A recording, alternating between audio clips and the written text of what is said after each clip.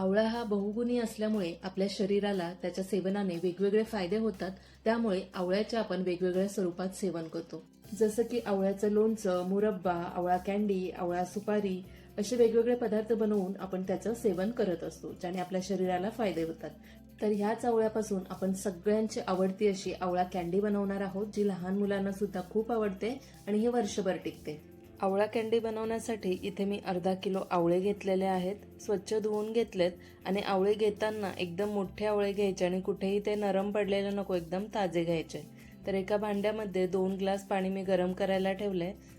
पाण्याला इथे उकळी आलेली आहे. तुमच्याकडे जेही चाळणी असेल किंवा कोणतंही होलवालं भांडं असेल ते घ्या आणि या पाण्याच्या वरून ठेवून त्यात आवळे ठेवून वरून झाकण देऊन 15 मिनिटसाठी मीडियम गॅसवर हे आवळ्यांना आपण वाफवून घेऊया.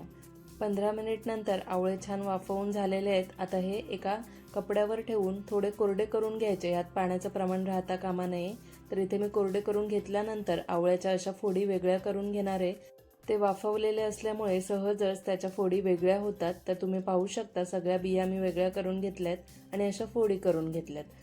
आता एखाद्या काचेच्या किंवा प्लास्टिकच्या बाउलमध्ये या सगळ्या फोडी काढून घ्यायच्या आणि त्यात अर्धा किलो आवळ्यासाठी 1 कप साखर घालायची. तुमच्याकडे मीडियम आकाराची एखादी वाटी असेल तर त्या वाटीने सुद्धा तुम्ही, कप नसेल तर वाटीचा वापर करून साखर घालू शकता.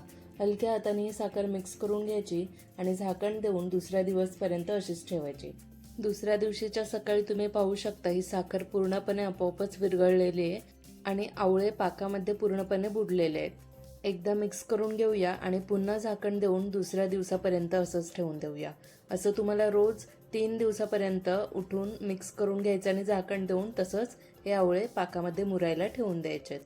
3 दिवस मी आवळे पाकामध्ये चांगले मुरवून घेतले. आता 4थ्या दिवशी या पाकामधून एक आवळे काढून आपल्याला एका कपड्यावर सुकायला घालून द्यायचंय उन्हामध्ये. ऊन नसेल तर तुम्ही घरात सुद्धा सुकवून घेऊ शकता, फक्त वेळ जास्त लागेल. तर उन्हामध्ये 2 दिवस सुकवल्यानंतर तुम्ही आवळे पाहू शकता छानपैकी तयार झालेले आहेत. आता वरून थोडी आयसिंग शुगर किंवा मग आपली पिठी साखर घालायची आणि चांगल्या आवळ्यांना लावून घ्यायचे. मस्त ही वर्षभरासाठी आवळा कँडी तयार आहे. हवाबंद डब्यामध्ये भरून ठेवायची.